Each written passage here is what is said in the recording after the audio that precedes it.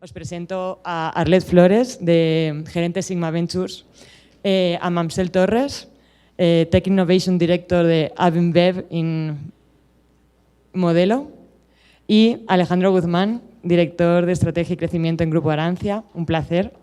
Y modera José Roberto Arteaga, editor adjunto de Forbes. Un placer, un aplauso por favor para ellos. Adelante. Muchísimas gracias. Perfecto. Pues estoy muy contento, muy agradecido de estar aquí. Como ustedes escucharon, yo soy Roberto Arteaga, editor adjunto de la edición impresa de Forbes México, y la verdad que es un placer estar en este panel donde vamos a hablar de innovación y de corporate venturing, que es un tema muy importante dentro de los negocios. Hemos escuchado en las redacciones de negocios hablar mucho del tema de cómo las startups, cómo las universidades, cómo las empresas se logran unir a una tendencia para poder generar alianzas, ¿no? Antes de la pandemia ya se hablaba precisamente de estos temas, pero el día de hoy cobran una mayor relevancia, así que es un placer estar con ustedes en este panel. La verdad que ustedes son los rockstar del panel, así que muchísimas gracias por esta oportunidad. Y me gustaría iniciar con Mamsel preguntándole un poco acerca precisamente de qué estado está el corporate venturing, porque se hablaba mucho de esta tendencia previo a la pandemia, pero imagino que se ha acelerado. Ahí, mejor. Gracias. Gracias primero por la invitación a todos. Qué honor compartir este espacio con ustedes y poder contar con su atención. En realidad yo siento que el tema de corporate venturing empezó a crecer mucho más a partir de 2017. Obviamente la pandemia ha ayudado a que se acelere la escala, la adopción y la implementación, porque regularmente cuando vives un proceso de innovación alrededor de una compañía lo haces por dos tipos de razón. El primero es por un tema de crisis, ¿no? Donde tienes que responder y tratar de realizar algo diferente o algo mejor. Y el segundo tiene que ver más con un tema de propósito. Entonces, muchas compañías a lo mejor se vieron afectadas de manera directa en la tema de comercialización, de distribución o de producción, ¿no? A nosotros nos pasó que hubo países donde estuvimos detenidos 45 días y tuvimos que encontrar la manera de innovar mucho más. Y algo que es increíble es que empiezas a detonar tipos de innovación que no están solamente basados en el producto o en el servicio o en la experiencia del cliente, sino puedes innovar desde el modelo de negocio, la estructura, tus procesos, la configuración, ¿no?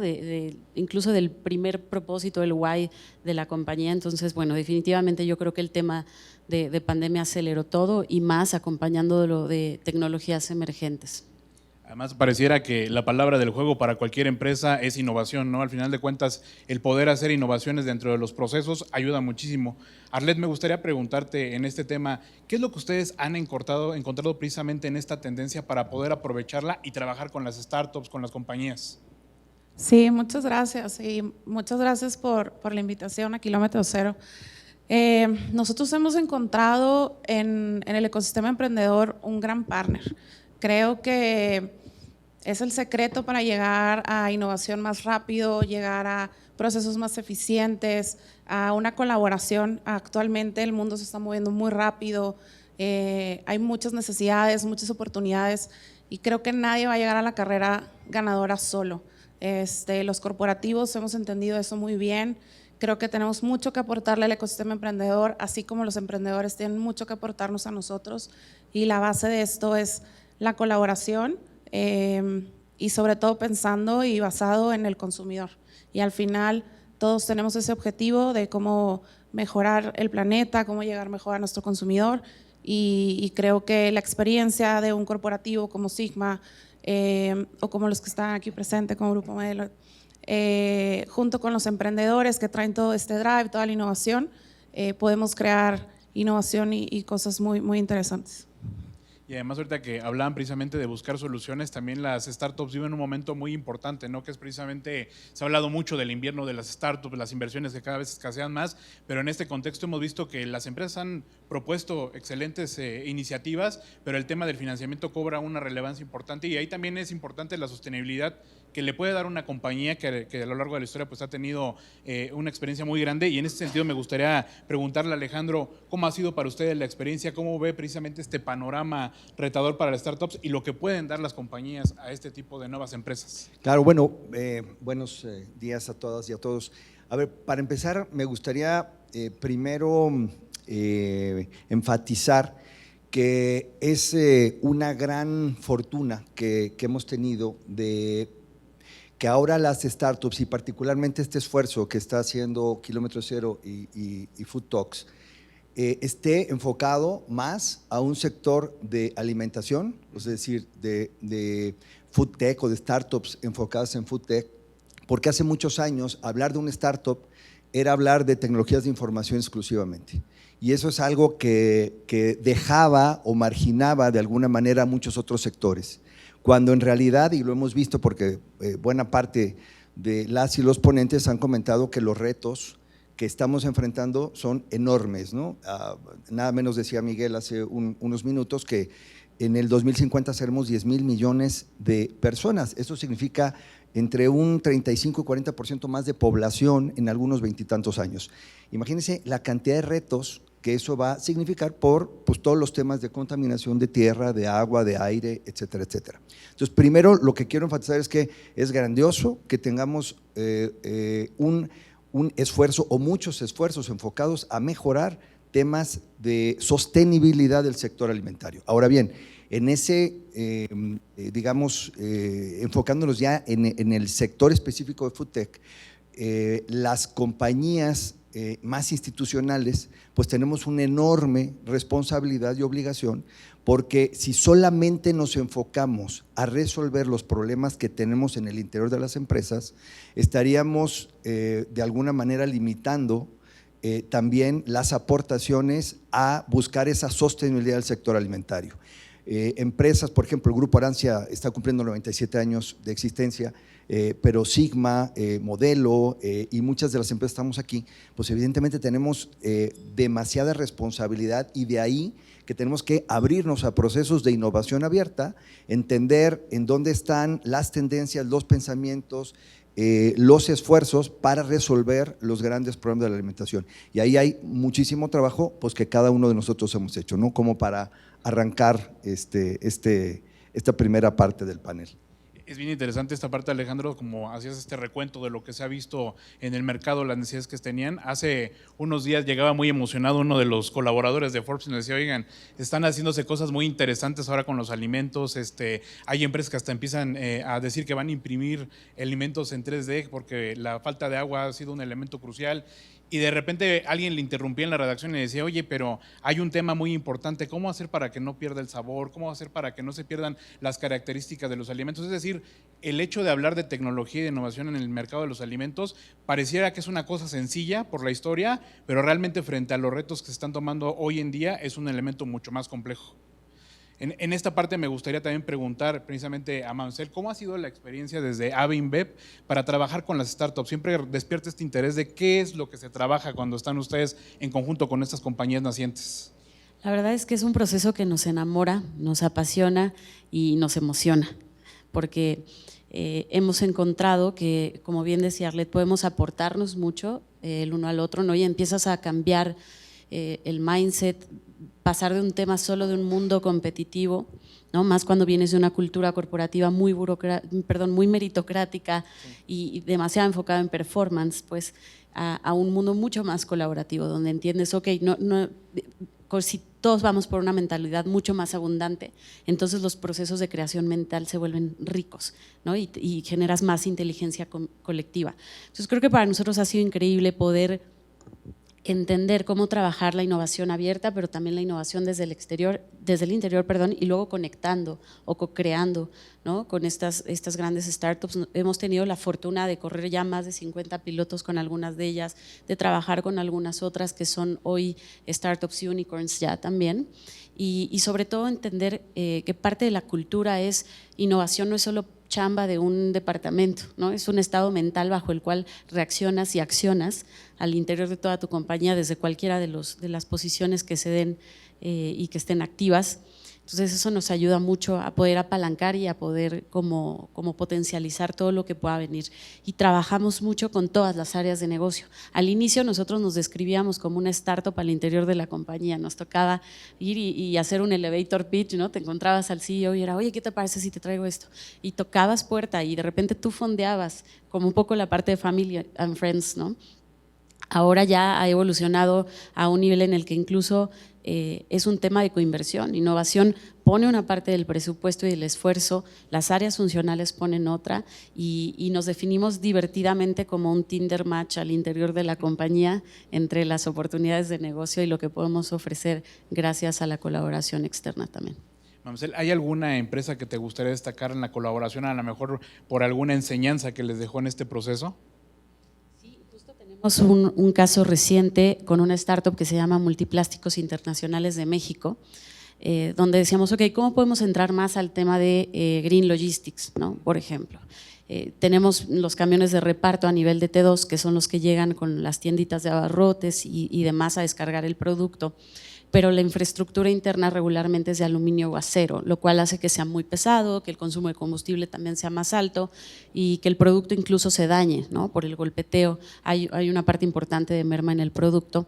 Y con ellos lo que encontramos es una forma de reemplazar esa infraestructura interna de aluminio y acero por plástico 100% reciclado, certificado en Bélgica ante ciertos laboratorios, y entonces poder incrustarlo en la cadena de valor. Por supuesto que el emprendedor tiene un cierto expertise tecnológico y a nivel de desarrollo de este tipo de materiales, pero también teníamos a un gran partner, ¿no? Que es el carrocero que elabora todo esto, y el poder hacer también que entre ellos generaran una sinergia y una coerción bastante interesante, es algo muy valioso, donde ahora además se le suma a una flota eléctrica. Entonces es un piloto que empezó muy chiquitito, que ahora ya escaló, ya tenemos más de 200 camiones con esa infraestructura, y los beneficios estratégicos y financieros que ha otorgado a la empresa han sido bastante interesantes. Maravilloso. Me gustaría preguntarte, Arlet, ¿cuál ha sido el caso en usted específicamente de Sigma, que es una empresa que pues ha destacado por varios años precisamente en innovar dentro de los alimentos? ¿Cómo es este trabajo con las startups? ¿Qué es lo que hacen ustedes con ellas? Y si hay algún caso que te gustaría destacar, por supuesto. Sí, claro. Mira, nosotros trabajamos con las startups a través de nuestra aceleradora Taste Tech by Sigma. Lanzamos una convocatoria siempre a inicios del año a nivel global. Sigma es una empresa global, estamos en 18 países y a través de esta aceleradora atendemos a todos nuestros países, lo cual lo vuelve muy interesante y muy retador también. Y lo que hacemos con ellos es correr pruebas pilotos dentro de Sigma para entender mejor su tecnología, para que ellos conozcan mejor a Sigma y poder juntos ver cuál es la mejor relación que podemos tener después de este piloto, ¿no? Que puede ir desde un tema de inversión, un tema de colaboración, distribución, proveedor, hasta también que no pase nada, ¿no? Y nos ha sucedido. Casos que destacar, muchísimos. Justo ahorita en la audiencia están algunos emprendedores que hemos tenido el honor que estén en nuestras ediciones, como PRI, con Live Co, Tazu, está Kiwi, que está corriendo justo en nuestro programa de este año. Yo les diría que, y me da dolor hablar solo de uno porque verdad que tenemos unos casos bien interesantes, pero uno tangible y que pudieran ver todos en este momento ha sido con Tazu, que los invito, si no han ido a probarlas, las prueben, donde si voltean pueden ver fácilmente lo que hicimos. Esta es una emprendedora que tiene un producto buenísimo a base de fruta. Nosotros los descubrimos en nuestra primera edición de Taste Tech y ahora si tú volteas la bolsa puedes ver que Sigma distribuye en México su producto. Entonces son del tipo de alianzas que nosotros buscamos, como ayudar a los emprendedores a crecer, a llegar a otras geografías, a entender cómo nuestras capacidades que hemos creado como una empresa de tantos años, con tanta presencia, puede ayudar también al ecosistema y a los emprendedores, sobre todo el tema de Food Tech, a crecer, a llegar a otras partes, y creo que es parte del tema, como les decía, de colaborar y ver cómo podemos innovar juntos. Muchísimas gracias, Arlet. Y fíjense qué interesante porque, por ejemplo, Mamsel habla un poco del tema de cuidar toda la cadena de valor, porque al final de cuentas el transporte también es un elemento muy importante para la producción, y en este caso también Arlet hablaba ahora también de otro elemento muy importante, que es precisamente que las aceleradoras, cuando se crean, por ejemplo, este tipo de nichos dentro de las empresas, permiten atender a toda una región, lo cual es muy importante porque las soluciones que tal vez están ocurriendo en otro país puedan solucionar un problema de México. Entonces, muy, muy interesante esta perspectiva. Y Alejandro, me gustaría preguntarte a ti desde Grupo Arancia, ¿cuál ha sido esta experiencia que han tenido y cuáles son estos casos que han tenido con las startups? Si te gustaría destacar alguno. Bueno, hay muchísimos casos y también durante tantos años de historia, antes no hablábamos tanto de startups, pero decías perfecto, Mamsel, que eran como esfuerzos internos de innovación y de tratar de hacer algo de incubación con las mismas empresas. En el grupo tenemos muchas empresas y evidentemente hay muchos intereses, pero algo que nos guía y es parte de la visión del grupo desde el fundador es poder aportar justamente a una alimentación o a un sector alimentario sostenible. En ese sentido, en los paneles anteriores se ha hablado muchísimo de reducir el consumo de aditivos y el consumo quizás de azúcares que podrían estar provocando pues problemas cardiovasculares, diabetes, colesterol, etcétera. Entonces, mucho del trabajo que hacemos en el Grupo Arancia está enfocado a eso, a resolver grandes problemáticas y no solamente desde el punto de vista de los alimentos, también de los suplementos o incluso de dispositivos médicos que pueden ayudar mucho más a monitorear el estado de salud de las personas. Entonces, hay muchos, Arancia invierte. Tiene, además de las empresas que operamos, tiene inversiones en algunas empresas nada menos. IWI, el caso de lo que presentó Miguel, pues ahí hemos participado también como inversionistas en ese proyecto. Hay muchas startups, voy a destacar dos casos nada más. Uno, nosotros estamos basados en Guadalajara, aunque operamos en todo el país. Y en Guadalajara nos encontramos en un proceso de proteínas alternativas, además de que tenemos también esfuerzos en proteínas fermentadas y en distintos casos. Quisimos entender más cómo era el ecosistema de la proteína base de insectos y hubo un esfuerzo empresarial de una startup, la estamos apoyando y está produciendo harina de proteína base de grillo, o más bien la fuente es grillo. La verdad es que ha sido una experiencia bien interesante porque para muchos de nuestra generación hablar de alimentarnos a través de insectos es algo como, todavía ese factor asco no es algo muy positivo. Quizás para las generaciones nuevas es bastante mejor. Y la verdad es que ahí va, es una granja que está produciendo proteína de grillo, los estamos coachando, están exportando a Estados Unidos y Canadá. A mí me asombra muchísimo porque el valor de la proteína de grillo es altísima. Para que ustedes tengan una idea, si una proteína cárnica anda sobre 5 o 6 dólares el kilo, una proteína fermentada anda sobre 12 dólares, esta anda sobre 30 dólares el kilo. Y no se está consumiendo en humanos, curiosamente, se está consumiendo en mascotas. Entonces, las posibilidades de lo que hoy día estamos viendo son muy distintas. No es precisamente uno de los temas quizás más, de lo que más se esté utilizando como una proteína para consumo humano, sin embargo es un esfuerzo que estamos viendo en dónde deriva, porque efectivamente quizás vamos a necesitar también de alimentarnos de insectos en el futuro, ¿no? Pero bueno, déjenme también platicar muy breve, en el programa Kilómetro Cero, justamente hablando de que las soluciones no están solamente enfocadas en una región, las soluciones las tenemos que ver a nivel mundial. Lo que vemos quizás en otros países puede servir para nosotros o lo que estamos haciendo nosotros puede servir para otros países. Recientemente entramos al programa Kilómetro Cero, yo diría asombrados porque se inscribieron startups de muchos lados del mundo. Se evaluaron más de 120, 130 startups, a mí me tocó participar en ello. Al final quedaron seleccionadas 10 startups y de ellas los corporate partners que estamos digamos participando, elegimos algunas de estas empresas. Aquí hay dos startups que están participando, Frankless y Green Green, lo cual nos da mucho gusto. Los acabamos de invitar a Guadalajara para una semana de trabajo. Estamos validando hipótesis de trabajo, estamos ayudándoles a acelerar sus proyectos para este fin de año. Debe haber ya hitos muy resueltos, o sea, hay toda una metodología y un plan de trabajo. Me dio mucho gusto también ver a una ex colaboradora de una de las empresas de Arancia que junto con su hermana están también aquí exponiendo, Frubetti se llama, están haciendo unas frutas liofilizadas extraordinarias y nos da mucho gusto que aún ex colaboradoras estén también haciendo esfuerzos empresariales, porque esto también habla mucho del papel que las empresas tenemos en la formación de las colaboradoras y colaboradores en cualquier ámbito, ¿no? Entonces, la verdad es que hay muchísimo que hacer, hay mucho, estamos muy emocionados y la verdad, y voy a comentarlo, a veces se cree que solamente se requiere el recurso económico.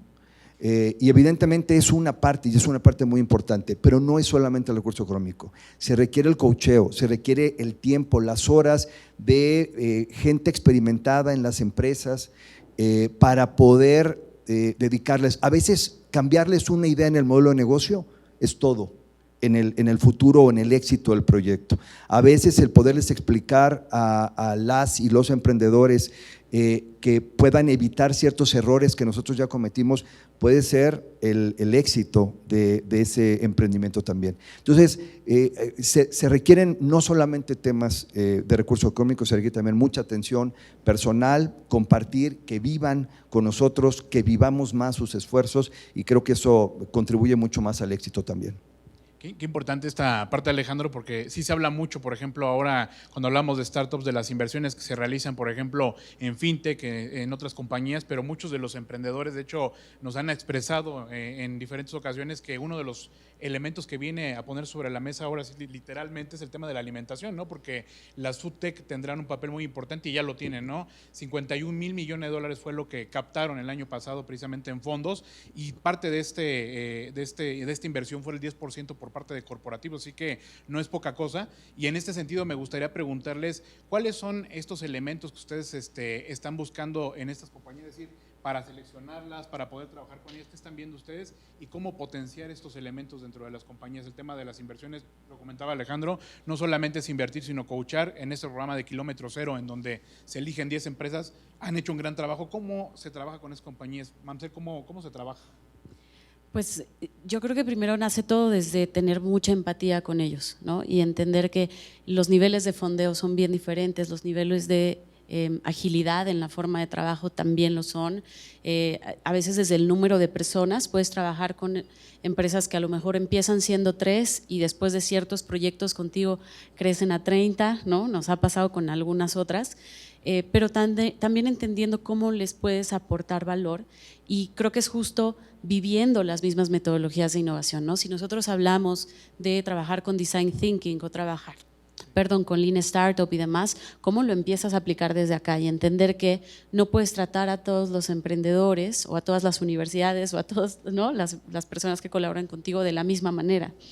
Y cada uno tiene un motivador bien diferente. Habrá algunos que lo que estén buscando es inversión para después dispersarla en crecer al equipo, o habrá algunos que dicen quiero entender tu know-how industrial para poder desarrollar más mi producto. Entonces creo que si partes de una conversación muy honesta, muy transparente, alineas expectativas desde ambos frentes, también la relación éxito-esfuerzo va a ser mucho más alta. En este caso nosotros tenemos 3 fondos de inversión, 2 fondos de inversión a nivel global con modelos de inversión diferenciados, ¿no? Algunos son tickets muy pequeños, otros son tickets un poquito más altos, unos enfocados en fintech, otros enfocados en distintos elementos, industria 4.0, sustentabilidad y demás, y uno a nivel local en México. Entonces también a veces entender cómo puedes aprovechar las fortalezas de alguna compañía para incrustarla en tu cadena de valor ayuda mucho. Ejemplo, tenemos una inversión en una startup que se llama BankU, que trabaja con blockchain para mejorar la trazabilidad de todo lo que hacemos con agricultores de cebada, ¿no? Y entonces eso también a nivel gubernamental nos ha ayudado a tener una mejor relación al respecto de, pero bueno, al final creo que para nosotros lo más importante y lo que hemos visto que ayuda y denota una relación súper fuerte con el emprendedor, más allá de un tema de rendimiento, de performance, es el tema de la actitud.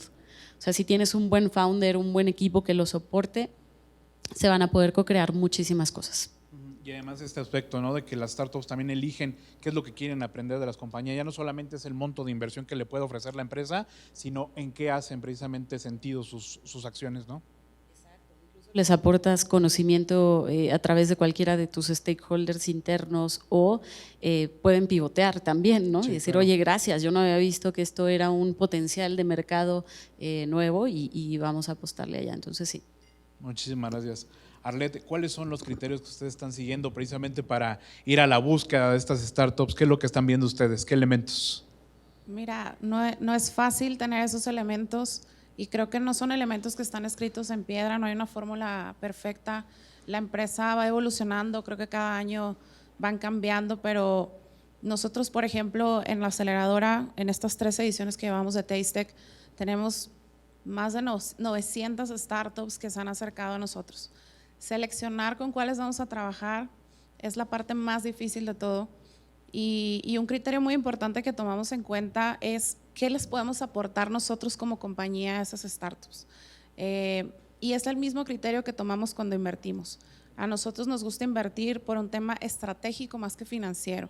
Nos gusta involucrarnos en inversiones con startups en las que sabemos que como empresa les podemos ayudar en algo, así como ellos a nosotros. No necesariamente lo hacemos solo con tema de food, obviamente somos una empresa de alimentos y es nuestra base más importante, pero al igual que MAM, también lo hacemos con temas de tecnologías sustentables, con temas de tecnologías para mejorar y agilizar procesos y demás. Pero una cosa muy importante es esa, es el que tanto nosotros como la startup tenga la visión de qué les sirve estar con Sigma. O sea, que si nada más nos quieren, por ejemplo, por un tema financiero, tal vez no somos el partner perfecto. Creo que hay algunos fondos magníficos que pueden apoyar en esa parte. Nosotros estamos invertidos también en fondos, no lo hacemos solo directamente, pero a nosotros nos gusta colaborar, nos gusta ver más allá, nos gusta ayudarlos a ver su potencial, sentarnos y pensar con lo que nosotros tenemos, con la visión que ellos tienen al futuro, cómo podemos hacer algo más que eso. Entonces, eso es lo que nos gusta mucho de las startups, su visión y cosas donde podamos complementar y hacer cosas más grandes juntos. Muchísimas gracias, Arlet. Alejandro, me gustaría preguntarte cómo valoran ustedes, por ejemplo, ahorita que hablaban de esta experiencia desde Sigma, desde ABINBEV, ¿cómo valoran ustedes la experiencia, por ejemplo, que tienen estas compañías al trabajar, por ejemplo, en Kilómetro Cero con varias empresas? Es decir, pueden ser que trabajen en conjunto para poder trabajar con una sola startup. ¿Cómo se valora este tipo de colaboración entre todas las compañías? Bueno, mira, yo te diría que es como muy… No hay una receta, no es solamente una sola idea. La verdad es que yo creo y coincido tanto con Mamsel como con Arlet, las empresas tenemos una responsabilidad social que cumplir. Por supuesto que siempre buscamos y valoramos que haya sinergias entre lo que nosotros buscamos y lo que ofrecen muchas de las startups del ecosistema. Sin embargo, creo que lo que valoramos muchísimo, y coincido mucho con mis compañeras del panel, es no solamente que haya una visión y una oferta, una propuesta de solución, sino también apostamos mucho en las personas, en la actitud que tienen las personas. Por ejemplo, voy a mencionar las dos de las empresas, tanto Frankless como Green, que estuvieron de visita en Guadalajara y estuvimos trabajando. La verdad es que desde el día 1 nos sentíamos como una gran familia, nos sentíamos como si hubiéramos, bueno, no quiero mentir yo, pero aquí están, pero nos sentíamos como si hubiéramos, como si nos hubiéramos conocido mucho. ¿Por qué? Yo preguntaría, ¿por qué sucede eso? O sea, por supuesto que hay una química, hay un entendimiento de lo que ellos quieren hacer, de lo que nosotros queremos hacer, nos reflejamos en ellos hace muchos años. Ellos dicen, es que ustedes vienen del futuro, y nosotros decimos, no, y es que ustedes son el futuro. Entonces hay una complementariedad muy linda cuando entramos y quitamos los títulos y quitamos las grandes jerarquías de la empresa, etcétera. Y, oye, no me hables de usted, háblame de tú, yo soy Alejandro, etcétera. Y entramos a la parte humana y a sus motivaciones y a todo lo que tienen en la mente y de dónde quieren ver, etcétera, etcétera. Y tratamos de no quitarles ese espíritu. Entonces, ¿qué valoramos? Pues valoramos muchísimo cuánto pueden aportar estas personas, cuánto pueden cambiar el mundo que están recibiendo. Ayudamos muchísimo también a que sean factores de multiplicación de abundancia. No importa necesariamente que no sea exactamente lo que hacemos. La verdad es que llega un momento en que eso pasa a segundo plano. Si el proyecto vale la pena, si vemos nosotros que tienen una idea muy clara, que quieren ir hacia allá, la verdad es que lo que hacemos es ayudarlos, encaminarlos, coacharlos. Si nosotros no fuéramos la empresa, el socio estratégico o incluso el socio financiero, entonces ayudarles a acercarles a quien sí lo pueda hacer, porque vale la pena. Entonces, es un mundo, cada vez aprendemos más y por supuesto que hay retos y quizás al final yo quisiera hablar de uno de ellos. Perfecto, pues qué interesante este aspecto porque al final de cuentas es donde cobra verdadero sentido la palabra sostenibilidad, que lo hablan compañías que tienen muchísimos años trabajando en el mercado y que es parte de las herencias que pueden tener estos nuevos corporativos, estas nuevas compañías. Para cerrar este panel que ha sido muy rico, muy diverso y además con muchísimas experiencias, me gustaría que cada uno enviara su último mensaje precisamente para esta audiencia, por supuesto con el fin de continuar la conversación fuera de este panel, pero ¿con qué les gustaría cerrar, Mamsel? Pues pienso que también es importante compartir que a lo largo de todos los procesos de innovación es interesante habilitar diferentes tipos de pensamientos, ¿no? O sea, tener un pensamiento pues a lo mejor muy filosófico, muy científico, porque tienes que partir de hipótesis que vas a estar probando y que a lo mejor te da el resultado no esperado. Por otro lado, un pensamiento ético, ¿no? Porque todo lo que tú desarrolles sí o sí va a impactar a alguien más, al interior, al exterior, al medio ambiente, lo que sea, ¿no? Es importante entender que también parte de estos retos es cómo empiezas. O sea, la innovación se trata, bien lo decía John Kotter, ¿no? Se trata menos de generar nuevas ideas y más bien de qué tantas barreras eres capaz de disminuir para poder llevarlas a cabo. Y eso, creo que entender que cuando trabajas con temas de innovación, trabajas con un tema de mindset, con un tema de skill set y con un tema de toolset, porque la innovación no se puede monopolizar y no puedes decir solo es un departamento, sino tienes que incrustarla de verdad en el ADN de la organización y vivirla, estar constantemente centrado en que también es un proceso de alta incertidumbre, que tienes que fomentar los errores y eso, empezar a cambiar del no se puede hacer, aún vamos a experimentarlo. Muchísimas gracias, Mamsel. Gracias. Arlet, ¿cuál sería el mensaje para la audiencia? Yo creo que es un llamado a los emprendedores a acercarse a los corporativos, a estos programas que tenemos. A veces nos ha tocado a nosotros platicar con emprendedores que sienten un poco de temor, tal vez de acercarse y decir, oye, soy un emprendedor de alimentos, tú eres una empresa de alimentos. Nosotros estamos muy abiertos a platicar, a entender, somos muy respetuosos de los temas de propiedad intelectual, que a veces es un tema que puede generar un poco de duda, y como lo decía muy bien Alejandro, es un ecosistema muy conectado, donde nosotros, si no somos nosotros donde deben de estar, seguro los podemos conectar con alguien con quien sí deben de estar. Entonces, esta invitación a colaborar, sí es, como dice Mam, es complicado.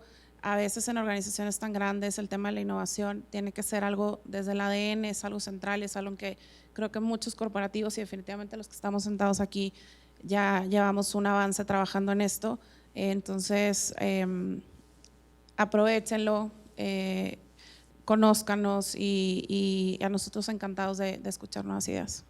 Muchísimas gracias, Arlet. Alejandro, por favor. A ver, dos mensajes. Uno hacia las startups. Si se dan cuenta ayer en los ejercicios o en las presentaciones de los pitches, más los que faltan el día de hoy, los jueces o los que tenemos un poquito más de experiencia nos hemos enfocado en que entiendan su modelo de negocio, o sea, que sepan explicar el modelo de negocio, pero sobre todo que sepan explicar cuáles son sus ventajas diferenciadoras respecto a competidores institucionales o incluso otras startups que están haciendo los mismos proyectos. Entonces, yo enfatizo muchísimo que antes de que se lancen al ruedo tengan bien claro cuál es ese modelo de negocio y cuáles son esos diferenciadores que los hacen únicos, porque en esa medida tendrán mucho más valor y atención. Y para los corporate partners, nos hemos llevado ahora una gran sorpresa. No está todo escrito. Los métodos de cómo seleccionar y cómo ayudar a las startups no son tan fáciles. Tenemos que seguir trabajando los corporate. ¿Para qué? Para ayudar sin aniquilar, para ayudar sin absorber, para ayudar sin digamos, vaya, que se mantenga ese espíritu emprendedor y que realmente el corporate pueda aportar a veces recurso económico, a veces tendrá que ser más experiencia, a veces tendrá que ser mercados, a veces tendrá que ser otro tipo de elementos, pero no es tan sencillo. Es decir, necesitamos todavía seguir trabajando en formas prácticas de poder impulsar, porque si lo logramos, creo que vamos a poder ayudar no a 2 o a 3 o a 5, vamos a poder ayudar decenas de emprendimientos, pero necesitamos todavía optimizar nuestros métodos para apoyar. Perfecto. Alejandro Guzmán, Arlet Flores, Mamsel Torres, les quiero agradecer muchísimo la oportunidad de haber estado con ustedes y conversar, y a ustedes, todo el público, les agradecemos mucho y les invitamos a que continúen en la transmisión y además que esta discusión la sigamos en redes y por supuesto también aquí de forma presencial. Mi nombre es Roberto Arteaga y les mando un abrazo muy fuerte. Muchísimas gracias. Muchas gracias.